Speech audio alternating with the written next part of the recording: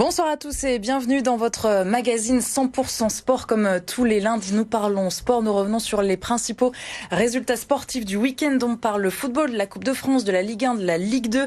Nous parlons cyclisme aussi et de handball féminin avec l'équipe de Saint-Amand-les-Eaux au plus haut niveau depuis la rentrée de septembre dernière. La présidente du club, Sophie Palis, est notre invitée ce soir. Bonsoir. Bonsoir. Bienvenue. Merci beaucoup. Merci D'être avec nous ce soir. Vos joueuses prendront la direction de Toulon ce week-end dans le cadre des Playdowns. On en parle justement tout de suite avec vous.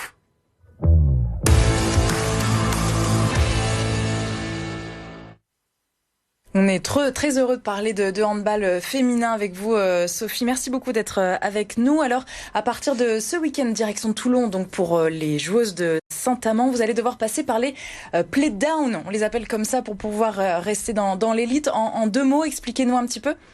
Donc, nous sommes 6 équipes à jouer les Playdowns avec 15 rencontres qui vont se succéder jusque fin mai. Donc, pas le choix, il ne faut pas être dernière de ces Playdowns puisque une seule équipe descend en D2. Donc voilà, c'est une grosse préparation mentale, logistique, puisqu'on aura énormément de déplacements sur cette phase de Playdown. Et ça, c'est un handicap de bouger beaucoup à travers le territoire pour vos joueuses ? Oui, en tout cas, c'est beaucoup moins simple puisqu'on va avoir 9 rencontres à l'extérieur sur 15. Donc, effectivement, c'est plus de fatigue, c'est plus de logistique, enfin, surtout dans les conditions actuelles. Et notamment Toulon, on le disait à l'instant, pour ce week-end. Toulon, c'est à l'autre bout de la France. Comment ça se passe en handball féminin, les déplacements ?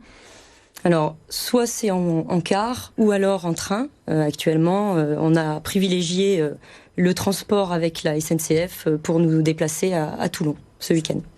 Vous le disiez, donc 15 rencontres jusqu'à la fin du mois de mai. Une équipe qui descend à la fin de cette période. Si on regarde la première phase aller, la phase aller justement pour les joueuses de Saint-Amand, vous sentez bien ce maintien, entre guillemets ? Écoutez, je sens bien l'équipe, puisqu'on fait une première phase qui est quand même correcte. Avec l'ancienne formule, on aurait été quasiment sauvés. La nouvelle formule fait que on a rabattu les cartes.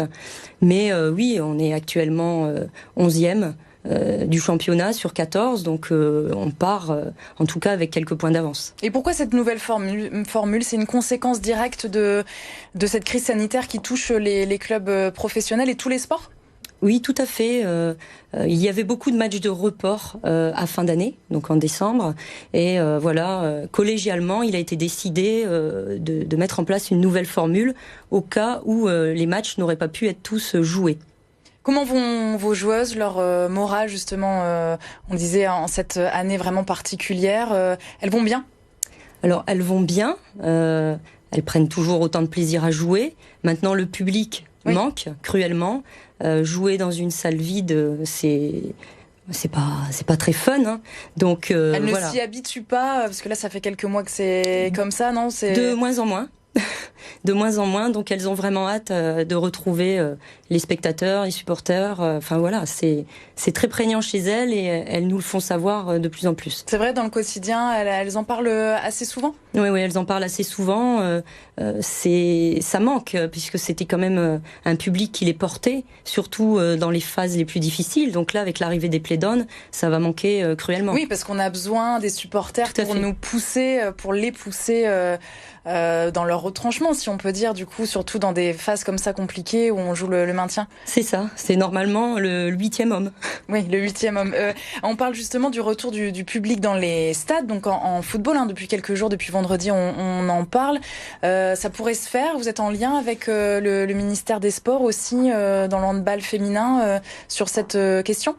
Oui, on a nos instances fédérales, la Ligue féminine de handball qui est constamment en lien avec la ministre. Moi, je l'ai appris vendredi soir, donc en tout cas, le club de Saint-Amand pourrait se porter volontaire pour expérimenter cette formule, si ça devait se faire. Oui, vous êtes, quoi qu'il arrive, volontaire tout de suite pour tester, parce que il y avait déjà un protocole sanitaire auparavant ou pas ? Oui, il y a eu un protocole sanitaire, et donc on était vraiment très aguerris sur le sujet. Tout avait été mis en place. Voilà, donc c'est l'existant, c'est du travail, c'est des référents sanitaires que l'on a formés, c'est de la sécurité en plus. Donc nous sommes prêts. Est-ce que ce manque de billetterie, c'est un point important pour vous, pour le club?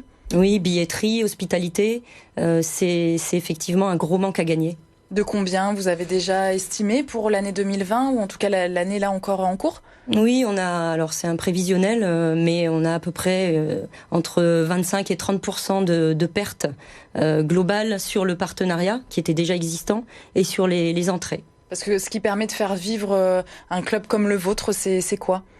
C'est évidemment les subventions des collectivités, mais c'est également le partenariat privé, les ventes de produits dérivés, la buvette, tout ce qui est lié, je vais dire, à l'hospitalité en général, et le VIP d'après-match pour nos partenaires, les prestations. Ouais, et ça, pour les entreprises, pour ces partenaires privés, c'est compliqué du coup de rester en lien avec vous? C'est compliqué pour certaines, puisque elles-mêmes ont des difficultés à se projeter sur l'avenir en termes d'économie. Donc évidemment qu'il y a une répercussion directe sur nous. Et comment on s'entraîne? Je vous ai pas posé la question. Oui. Avec le Covid pour vos joueuses, c'est pas trop compliqué? C'est quand même un sport de contact, le hand. Il y a un protocole, elles sont testées régulièrement, elles sont testées avant chaque match. Et de ce fait, elles peuvent jouer ensemble. Elles sont quand même en groupe, en vase clos. Donc il n'y a pas de risque. Jusqu'alors, nous avons été complètement épargnés par cela. Et on parlait de votre accession du coup en septembre dernier au plus haut niveau du handball féminin. L'image a changé du club depuis ou pas? Oui, elle a changé. Nous sommes le seul club féminin de handball évoluant en élite dans les Hauts-de-France.